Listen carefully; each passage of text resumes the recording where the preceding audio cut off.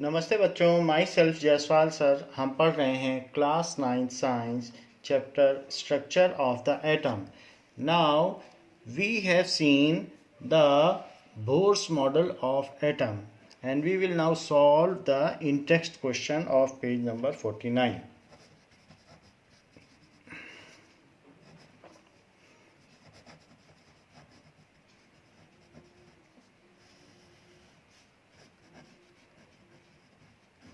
First question is this: on the basis of Thomson's model of an atom, explain how the atom is neutral as a whole. So ये पूछा गया है कि Thomson's model में atom neutral है, इस चीज़ को एक्सप्लेन करो। According to Thomson's model,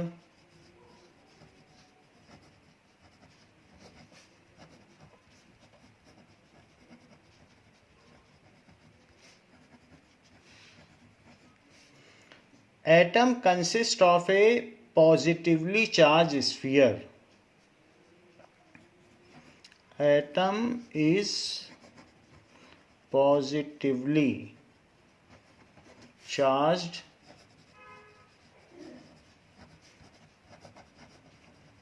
sphere in which electrons are embedded.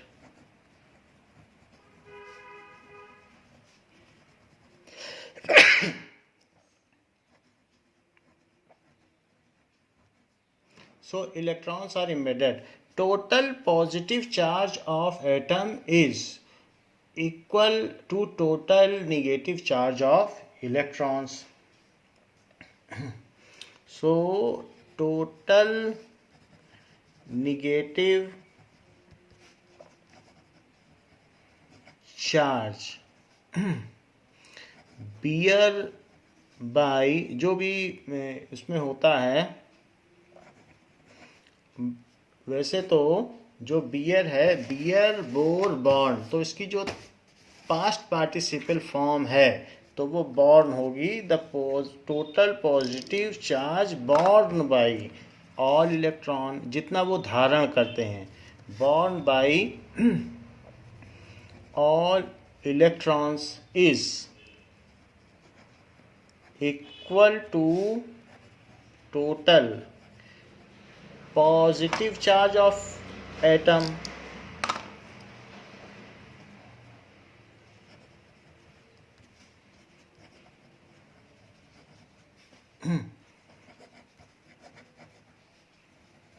So atom is electrically neutral as a whole. It is electrically neutral as a whole.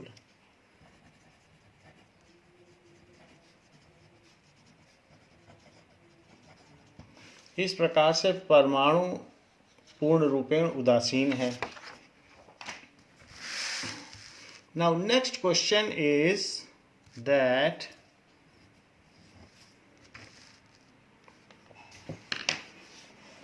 on the basis of Rutherford's model of an atom, which subatomic particle is present in nucleus of an atom? So Rutherford model के हिसाब से nucleus में कौन सा subatomic particle present है? So Rutherford model says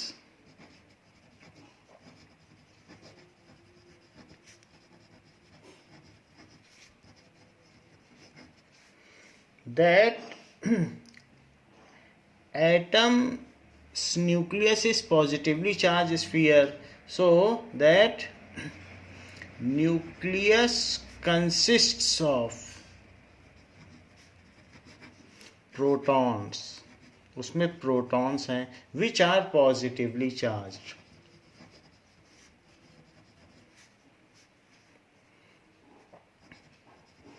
सब atomic particles and positively charged.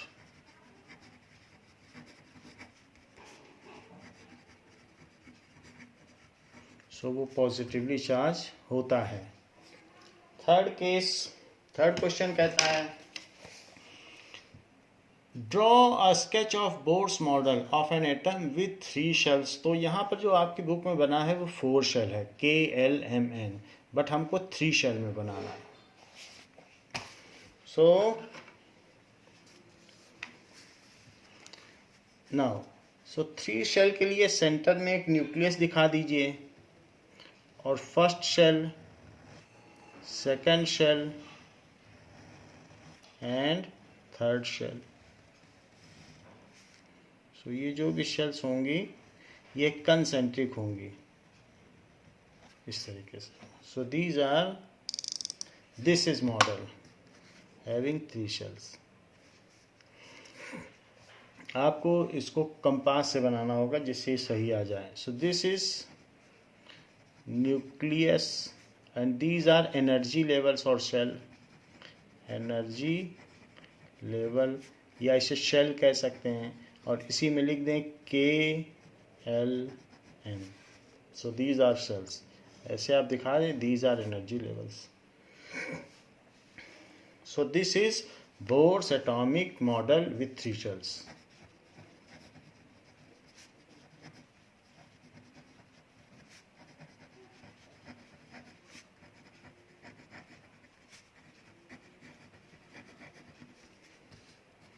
Next question is, what do you think would be the observation if alpha particle scattering experiment is carried out using a foil of metal other than gold? अगर हम दूसरा metal लेते तो alpha particle experiments के क्या results होते? So if the foil is, अगर हम दूसरे कोई मेटल ले लेते, so if the foil of a heavy metal is used then the observation would be same as gold foil experiment। अगर हम कोई हैवी मेटल लेते जैसे प्लेटिनम हो गया, सिल्वर हो गया, जिसमें ज़्यादा नंबर ऑफ प्रोटॉन्स होते, so if foil of heavy metal like platinum, silver would be used, अगर ऐसा किया जाता, then the result would be same as gold foil experiment, क्योंकि दोनों ही हाईली मैलिएबल हैं और उनको थिन शीट्स में बीट किया जा सकता है। Then result would be same as gold foil experiment।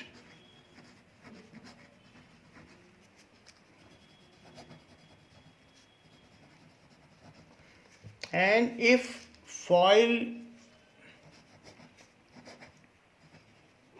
of, अगर हम फॉइल लेते of light metal is used, कुछ हल्के मेटल भी होते हैं लाइट मेटल, जैसे लिथियम ले लेते तो क्या होता, lithium, magnesium.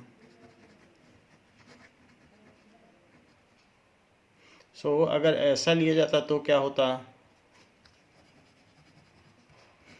Would be used. Then the fast moving alpha particle even push the light nucleus and may not be deflected back. अगर, क्योंकि लिथियम में क्या है, लिथियम के सेंटर में 3 प्रोटॉन ही तो हैं, तो अगर 2 फास्ट मूविंग प्रोटॉन आते तो 3 प्रोटॉन को वो पुश करके आगे निकल जाते, वो लौटते थोड़ी ना, वो रिबाउंड तो ना होते। तो अगर हम लिथियम मैग्नीशियम लेते तो ऐसे केस में क्या होता, used then fast moving alpha particles might have pushed nucleus, तो उस केस में वो न्यूक्लियस को पुश कर देते, भले ही उसमें पॉजिटिव चार्ज था तब भी पुश कर देते, क्योंकि थोड़ा पॉजिटिव चार्ज था। लिथियम के केस में 3 प्रोटॉन होते हैं। And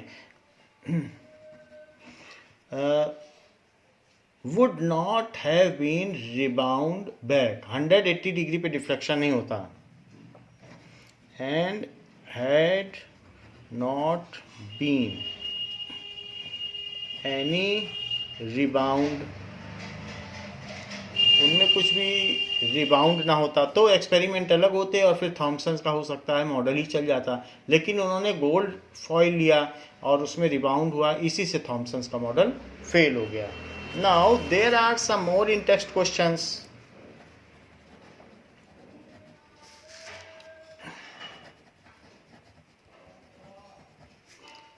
Page 49 again. So question has been asked, question is asked that name the 3 subatomic particles of an atom. So 3 subatomic particles of an atom are, जिनसे मिलकर atom बनता है उसको सब एटॉमिक पार्टिकल्स कहते हैं. Subatomic particles of atom are electron, proton and neutron.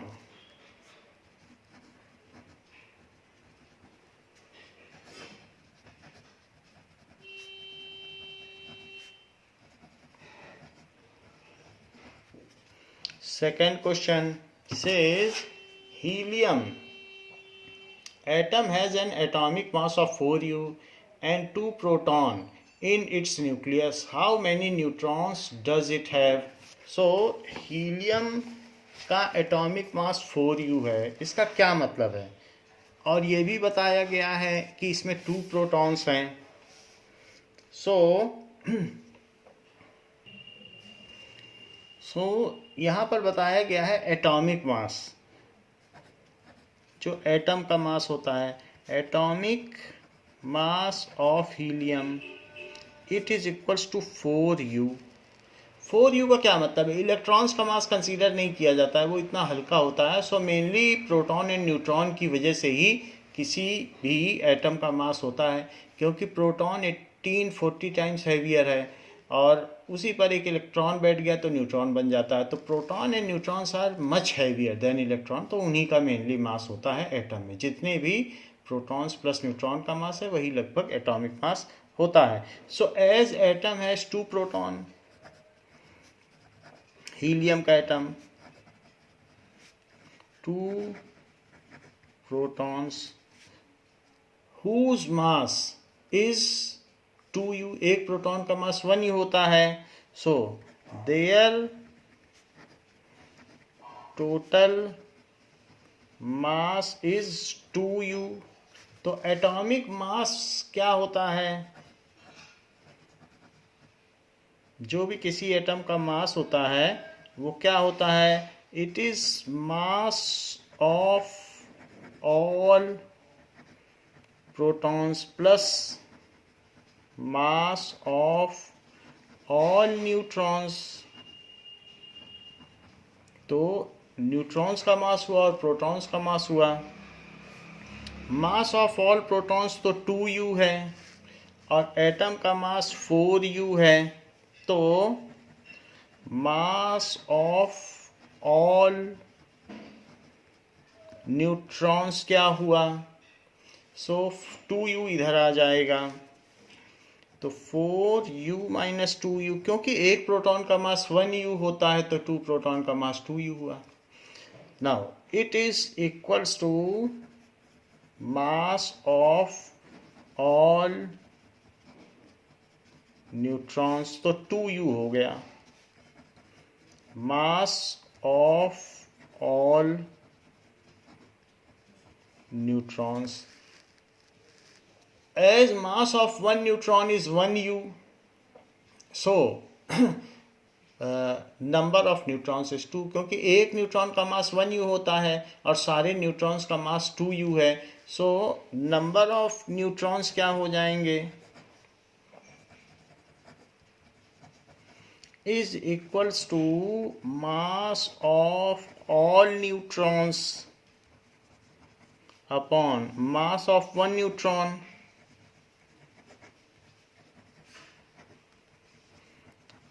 तो 1 neutron का मास तो 1u होता है और ऑल न्यूट्रॉन्स का मास इसमें 2u है और 1 न्यूट्रॉन का मास 1u होता है।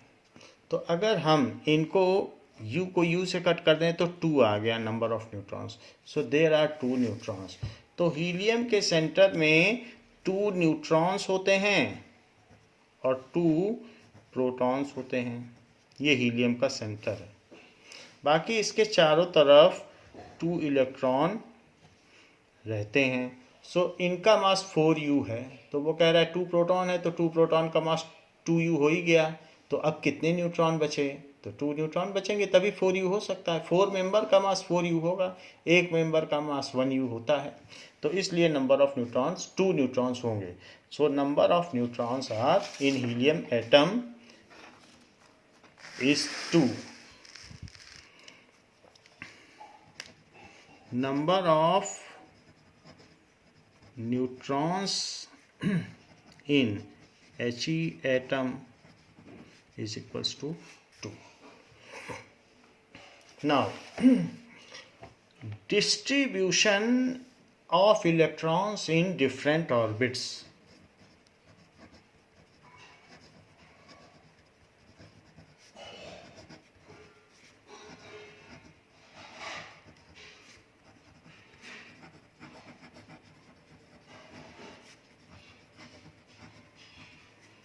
So two scientists combinedly have given a concept of distribution of electrons. So the distribution of electrons is suggested by Bohr and Bury. इसके लिए 2 साइंटिस्ट ने दिया प्रिंसिपल। दैट इज 1913 में ही दिया गया। जब बोर ने अपना मॉडल दिया तो बोर एंड बरी ने मिलकर ये डिस्ट्रीब्यूशन का कॉन्सेप्ट दिया। What is this concept? कि how the electrons are getting filled in Bohr atomic model is projected by Bohr and Bury. How electrons are getting filled, कैसे उसमें भरते हैं in Bohr's atomic model.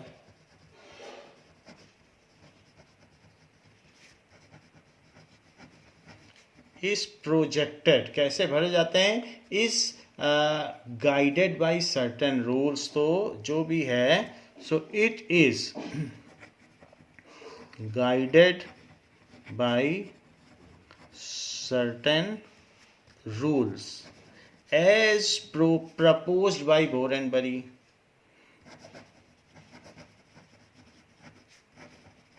Niels Bohr ने दिया और एक scientist बरी थे तो उन्होंने दिया। First rule is this: the maximum number of electron present in a shell is given by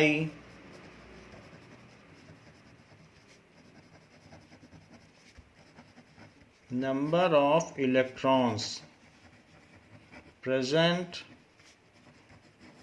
in a shell is given by the formula। तो उसको हम किसी फार्मूले के हिसाब से फिल कर सकते हैं।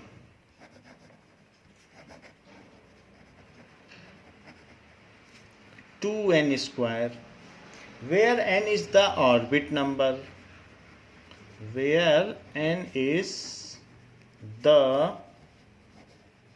orbit number। तो n ऑर्बिट नंबर हो गया, या इसे यह भी कहा जा सकता है energy level index.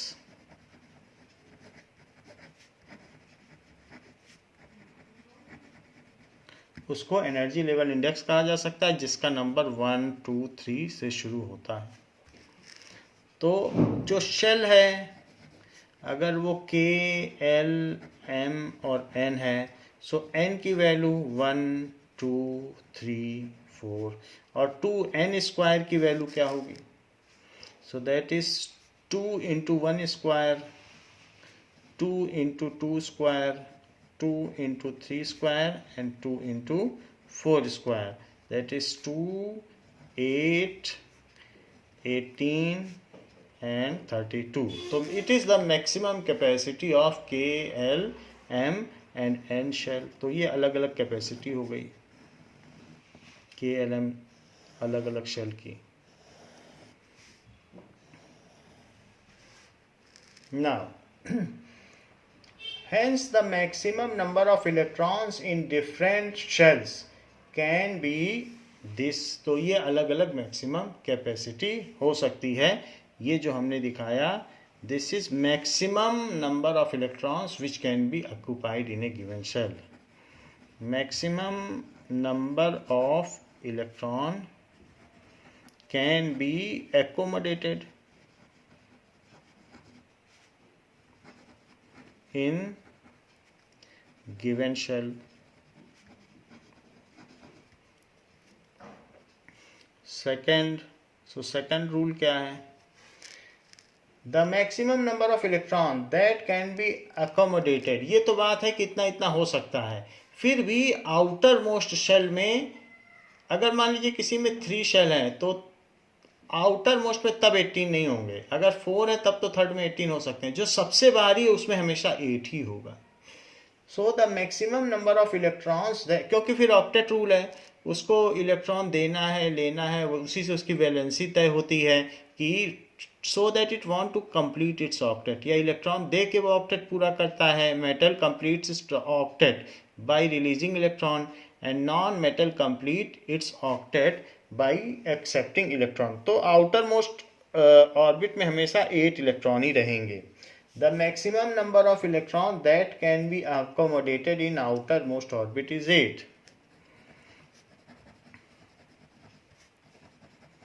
Maximum number of electrons that can be accommodated in outermost orbit is 8. So though this is the maximum capacity but outer में हमेशा 8 ही रहेगा. फॉर एग्जाम्पल अगर हम देखें तो आर्गन को ले लो.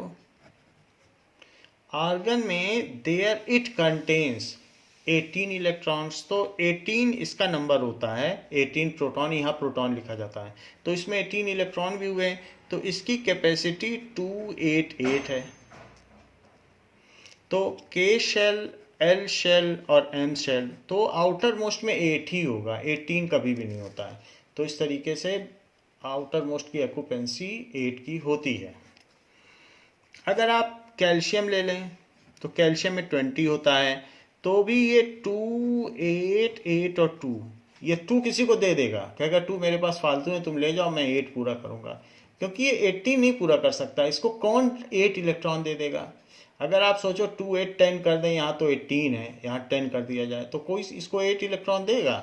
2-3 इलेक्ट्रॉन का लेन देन हो सकता है. लेकिन अगर आप सोचते हैं कि 8 इलेक्ट्रॉन कोई दे देगा तो कौन इसको देगा? तो इसलिए ज़्यादातर जो भी एटम्स हैं वो अपना ऑक्टेट पूरा करते हैं, ना कि 18 इलेक्ट्रॉन या 32. इतना साझेदारी नहीं हो सकती है. तो इसलिए इसने थर्ड में 8 रखा, 2 किसी को दे दिया.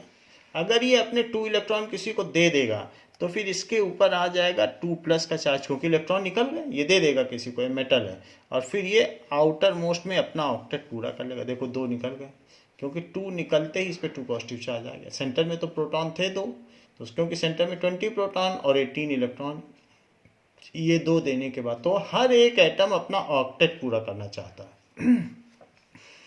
ऐसे ही क्लोरीन को ले लो. क्लोरीन में 17 है. सो 287. अब ये अपना ऑक्टेट पूरा करेगा तो किसी से एक इलेक्ट्रॉन मांग लेगा, Cl-. तो 288 कर लिया इसने, किसी से एक्सेप्ट कर लिया यहाँ एक इलेक्ट्रॉन, तो इस पर माइनस चार्ज आ गया. तो हर एक एटम अपना ऑक्टेट ही पूरा करना चाहता है. नाउ थर्ड प्रॉपर्टी देखें. नॉन मेटल इलेक्ट्रॉन लेके ऑक्टेट पूरा करते हैं और मेटल इलेक्ट्रॉन दे के ऑक्टेट पूरा करते हैं. Electrons are not accommodated in a given shell.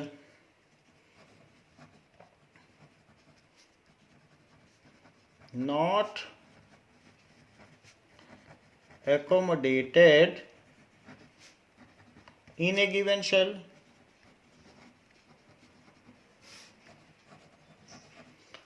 unless the inner shells are filled,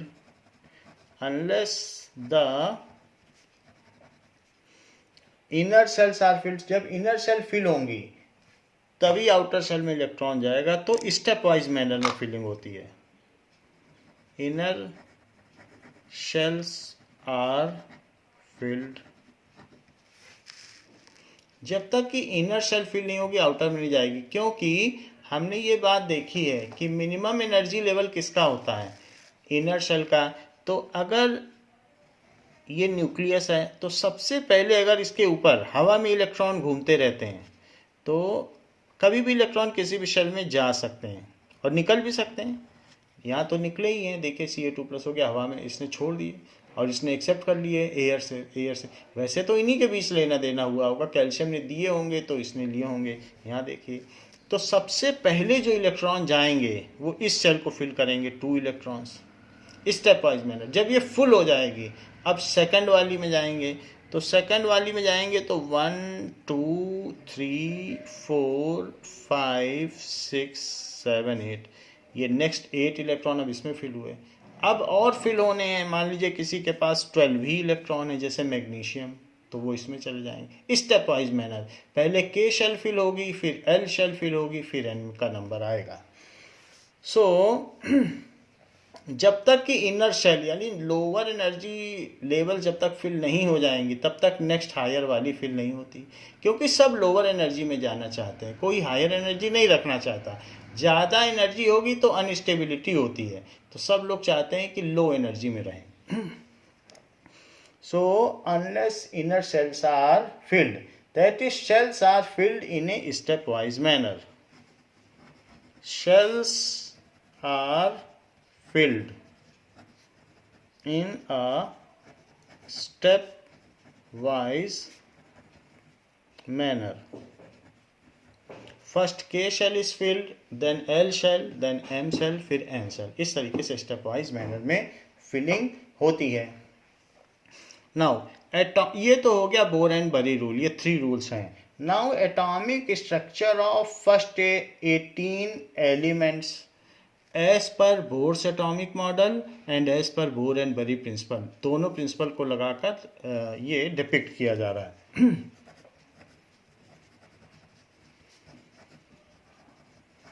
so atomic structure of first 18 atoms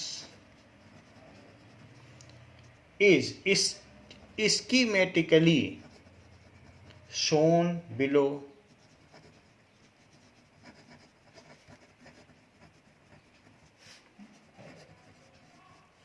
तो ये चीज़ आगे दिखाई जा रही कि किस तरीके से फिलिंग होगी। तो इसमें हमने जो भी एनर्जी लेवल्स लिए हैं that is taken as per Bohr and Bury principle, and जो एनर्जी लेवल्स हैं वो नील्स बोर के एटॉमिक मॉडल के हिसाब से फिलिंग की है बोर एंड बरी प्रिंसिपल के हिसाब से। Let us see, it is also shown in your book, you can also refer it.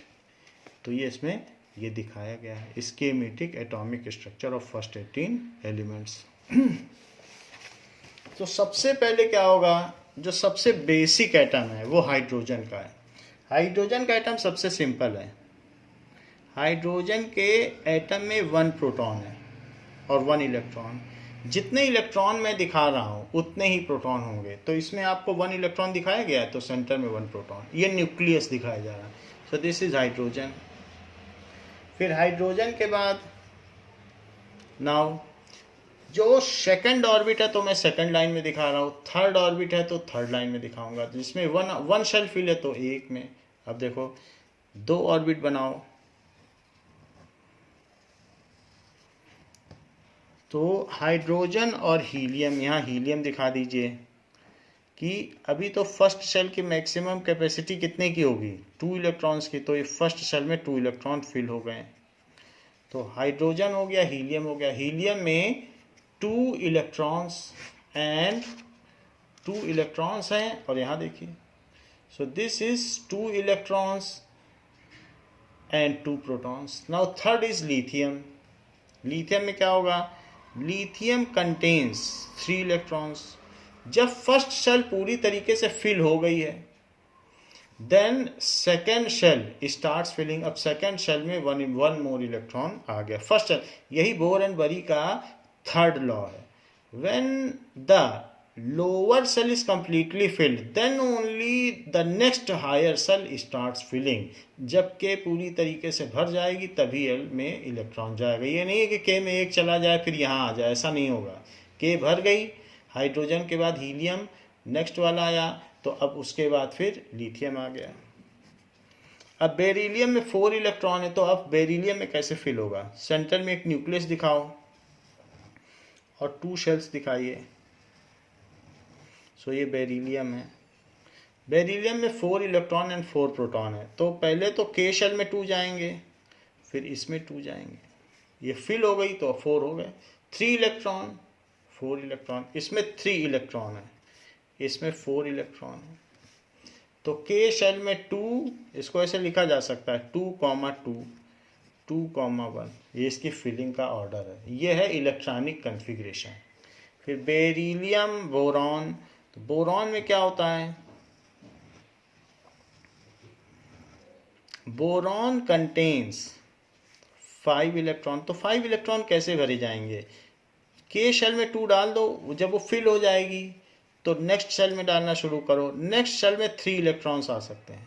वो जो 3 इलेक्ट्रॉन आप फिल करेंगे तो 120 डिग्री के एंगुलर सेपरेशन पर फ्री करेंगे, यानी सिमेट्री रखिएगा। ये नहीं कि एक ही जगह 3 दिखा दिए, इक्वल डिस्टेंस पे रखेंगे। तो पहली शेल में 2, फिर नेक्स्ट में 3, नेक्स्ट शेल में 8 तक जा सकते हैं, तो अभी डालते जाओ। बेरिलियम के बाद नेक्स्ट कौन सा आता है, इसमें 5 इलेक्ट्रॉन है और सेंटर में 5 प्रोटॉन है, तो बेरिलियम ली बे बकनॉफ। अब सी आएगा। तो कार्बन एटम में क्या है, 6 इलेक्ट्रॉन, पहले में 2 दूसरे में 4।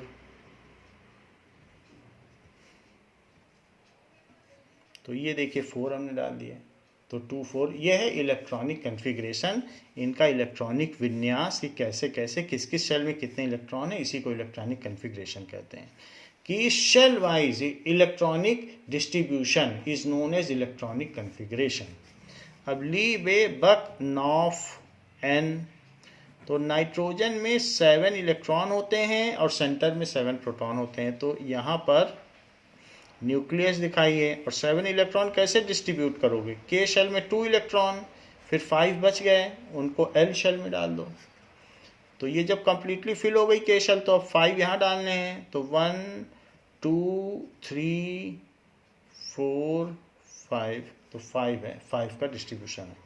इसकी सिमेट्री रखनी पड़ेगी, इक्वी स्पेसिंग हमें दिखानी पड़ेगी। थोड़ा सा और सिमेट्री दिखाते हैं, तो जिससे कि 5 इक्वली स्पेस्ड होते हैं।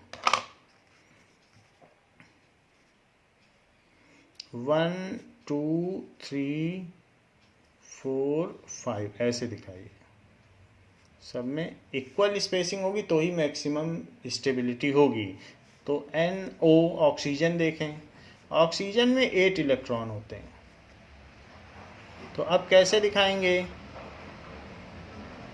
इस केस में पहली शेल में तो 2 हो गए और नेक्स्ट शेल में 6 इलेक्ट्रॉन, क्योंकि के शेल की मैक्सिमम कैपेसिटी 2 की है। जब वो फिल हो गई तो बाकी 6 इलेक्ट्रॉन को नेक्स्ट शेल में जाना होगा।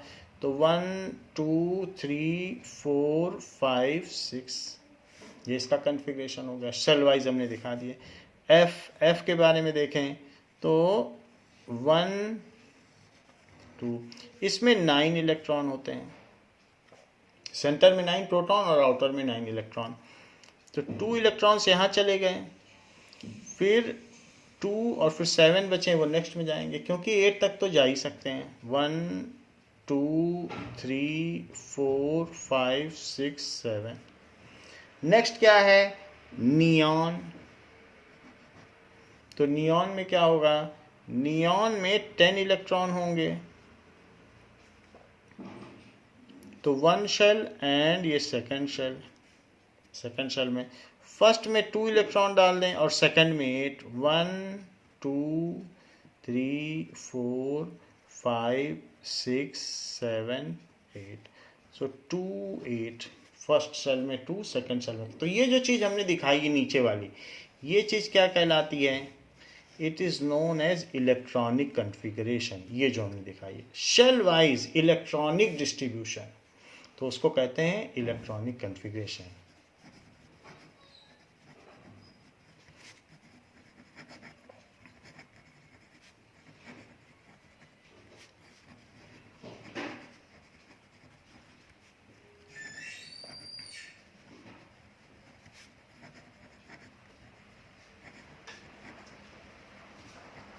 Now, we will see when the second shell is completely filled.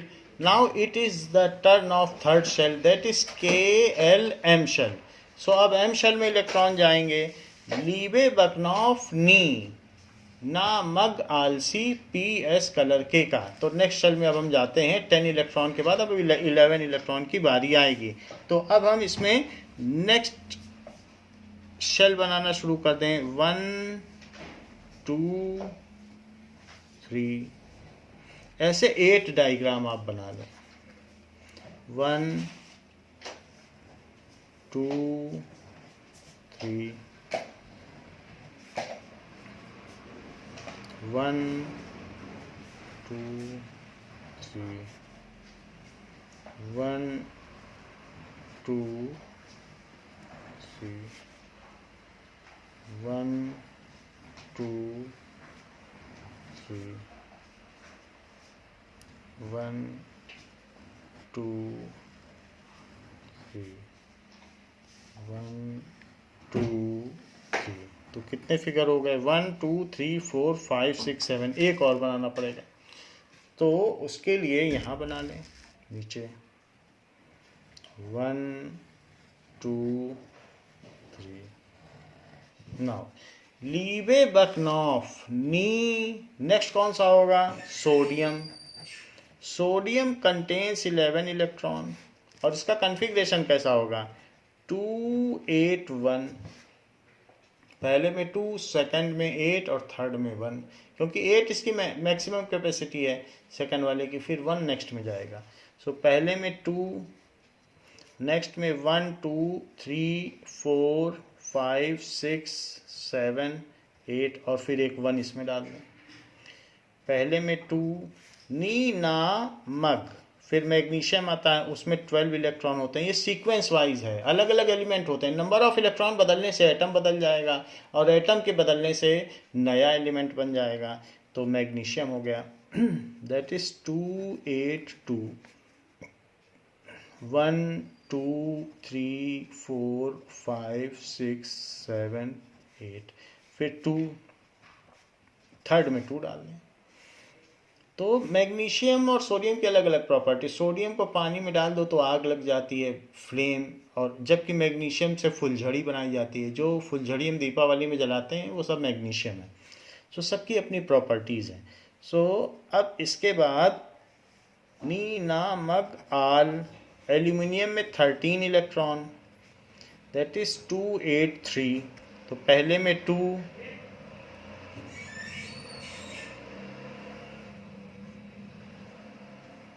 और फिर इसमें 3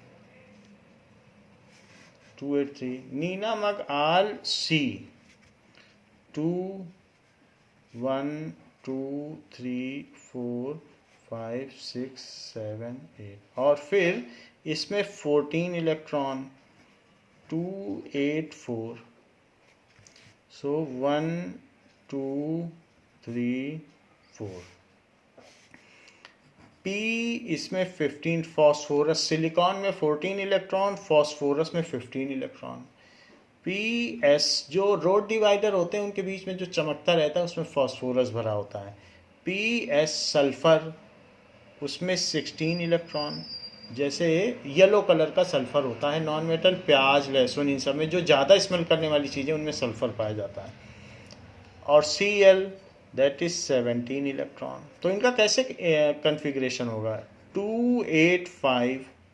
पहले में 2 मैक्सिमम कैपेसिटी, फिर 8 है मैक्सिमम, फिर इसमें फिल हुआ, फिर इसमें जाएगा थर्ड में। के एल एम 2 8 6 2 हुआ, फिर 8 इसमें गया, अभी भी 6 बचे हैं तो वो थर्ड में जाएंगे। 287, 2 गया 8 गया, जो 7 बचे हैं वो थर्ड में जाएंगे। ऐसा इनकी फिलिंग भी करें तो 1 2 3 4 5 6 7 8, अब 5 बच रहे हैं तो 5 बाहर में डाल दें। 1 2 3 4 5, इक्वी स्पेसिंग देख के डाल दें। 1 2 तो 1 2 3 4 5 6 7 8, अब 6 बच रहे हैं, 6 थर्ड में डाल दें। KLM। नाउ 1 2 क्लोरीन में देखें, 1 2 3 4 5 6 और 7 8, 8 इसमें डाल दिए। 1 2 3 4 5 6 7 8, अब 7 बच रहे हैं तो 1 2 3 4 5 6 7, ये क्लोरीन का कन्फिग्रेशन हो गया, इलेक्ट्रॉनिक कन्फिग्रेशन। फिर नीना मग आलसी PS कलर, अब इसमें देखें, इसमें 18 इलेक्ट्रॉन होते हैं।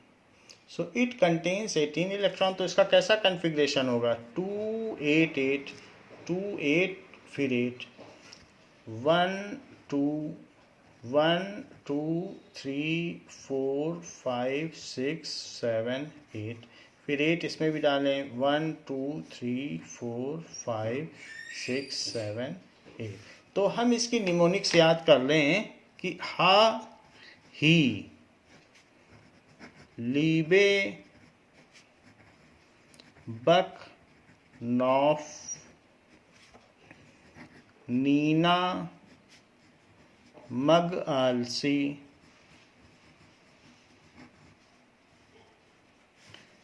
PS कलर केका, ऐसे। तो हा ही ली बे बक नॉफ NOF, लीबे बक नॉफ नीना नी ना मग आल सी हा ही ली बे बक नॉफ नीना मग आल सी। PS कलर के का, ये सीक्वेंस में पहले 20 एलिमेंट्स हैं। तो अगर हम देखें तो इनमें हम प्रोटॉन के नंबर्स भी लिख सकते हैं, प्रोटॉन के नंबर से ही उतने ही इलेक्ट्रॉन होते हैं। तो ये है 1 इसका प्रोटॉन नंबर, इसे एटॉमिक नंबर भी कहते हैं, क्योंकि सीक्वेंस में आते हैं तो इसको कहते हैं एटम नंबर 1, इसलिए इसका नाम है एटॉमिक नंबर। एटम नंबर 1 कौन सा होता है? जिसमें 1 प्रोटॉन, उसका एटॉमिक नंबर 1। एटम नंबर 2 जिसमें 2 प्रोटॉन, वो सीक्वेंस में अगर हम देखें तो एटम नंबर 2 है। इस तरीके से 120 एटम्स, टाइप्स ऑफ एटम हैं। सो एटम नंबर 120 या जिसका एटॉमिक नंबर 120 है, उसमें 120 प्रोटॉन होंगे। तो ये चीज़ जो यहाँ लिखी जा रही है, इसमें नीचे की तरफ जो सफिक्स लिखा जा रहा है उसको कहेंगे एटॉमिक नंबर। तो एटॉमिक नंबर से पता चलता है कि नंबर ऑफ प्रोटॉन, ये चीज़ पता चलती है यहाँ जो लिखा जाएगा। एटॉमिक नंबर 2 लिखा तो 2 प्रोटॉन समझना है। और वैसे भी सेकंड नंबर का एटम है, क्योंकि 1 प्रोटॉन 2 प्रोटॉन। उसी सीक्वेंस में हमने ऊपर फिगर भी बनाए हैं। फिर 3 एटॉमिक नंबर यानी 3 प्रोटॉन, 4 एटॉमिक नंबर यानी 4 प्रोटॉन। ये अगर आपने याद कर लिया तो सीक्वेंस है, फिर 1 2 3 4 लिखते जाइए। 5 6 7 8 9 10 11 12 13 14 15 16 17 18 19 20, ये हमने सबके एटॉमिक नंबर उसके नीचे में लिख दिए हैं। किसी भी चीज़ में आप जैसे हीलियम में देख लें तो किसी भी सिंबल में हीलियम मैं ले रहा हूँ, यहाँ जो लिखा जाएगा 4 पॉइंट्स हैं, एक चीज़ यहाँ लिख दी जाए, यहाँ लिख दी जाए, यहाँ क्या 4 पॉइंट्स हैं, तो यहाँ लिखा जाएगा इसका एटॉमिक नंबर। हीलियम में 2 क्या है, हीलियम में 2 है प्रोटॉन्स, तो यहाँ पे जो लिखा जाएगा उसको कहते हैं एटॉमिक नंबर।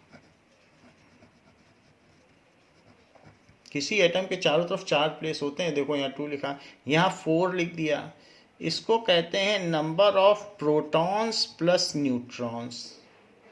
उसमें अगर 2 तो प्रोटॉन यही हो गए, यही है प्रोटॉन का नंबर, जो एटॉमिक नंबर है वही प्रोटॉन का नंबर लिखा है कि नहीं। तो बचे कितने, तो ये है प्रोटॉन प्लस न्यूट्रॉन, तो उसमें से दो प्रोटॉन ही हैं, तो अब न्यूट्रॉन कितने हुए, 2 न्यूट्रॉन हुए, क्योंकि 2 प्रोटॉन हुए और 2 + 2 that is only equals to 4। तो इसलिए इन्हीं की वजह से किसी एटम में मास होता है, इसलिए इनको मास नंबर कहते हैं कि कितने लोगों की संख्या है जिसकी वजह से एटम में मास है, तो 4 मेंबर्स हैं जिनकी वजह से मास है। इलेक्ट्रॉनों को तो काउंट ही नहीं किया जाता मास में, बहुत लाइटर होते हैं, तो इसलिए number of protons plus neutrons is called mass number. Total sum of all protons and neutrons is called mass number. यहाँ पर चार्ज डाला जाता है, तो जैसे किसी भी एटम में ये प्लेस किसके लिए है, ये वाला प्लेस ये चार्ज के लिए है, और ये भी एक प्लेस है, ये किसके लिए है, एटॉमिसिटी। जैसे कि अगर ये एक हमने एक एटम लिया है हीलियम, तो हीलियम के केस में ये प्लेस है एटॉमिक नंबर के लिए, ये मास है प्रोटॉन प्लस न्यूट्रॉन लिखने के लिए, ये चार्ज के लिए। क्या कभी आपने ये देखा है ऑक्सीजन 2-, तो ये जो इधर का प्लेस है ये वाला, ये चार्ज के लिए। और कभी आपने ये देखा है O2, तो ये जो प्लेस है ये एटॉमिसिटी है कि कितने एटम मिलकर एक मॉलिक्यूल बना रहे हैं। जैसे P4 आपने कभी देखा है, तो 4 एटम मिलके, S8 देखा है तो 8 एटम। तो यहाँ पर ये जो नीचे की चीज़ है वो एटॉमिसिटी है और ये चार्ज है। तो किसी भी एटम में चार्ज होता है, जैसे आप देख लो Na पे प्लस है, तो ये पोजीशन चार्ज की है, ये एटॉमिसिटी की है, ये मास नंबर की है और ये एटॉमिक नंबर की है। तो देयर आर 4 डिफरेंट पोजीशंस किसी भी एटम में, उसका ये सिंबल है, this is symbol of atom. तो अभी हमने आपको जो सिंबल ऑफ एटम ऊपर लिखाया है उसमें सबके एटॉमिक नंबर लिखाए हैं, उन्हें आपको प्रोटॉन का नंबर ही समझना चाहिए, क्योंकि एटॉमिक नंबर क्या होता है, नंबर ऑफ प्रोटॉन्स, उसी के सीक्वेंस में सारे एलिमेंट सजाए जाते हैं। सो दिस इज एटॉमिक नंबर। तो इस क्लास के लिए बच्चों इतना ही। नेक्स्ट क्लास में हम इनके मास नंबर भी देखेंगे, इन्हीं सब के मास नंबर देखेंगे और ये भी पता लगाएंगे कि इनमें न्यूट्रॉन्स कितने होते हैं। थैंक यू बच्चों।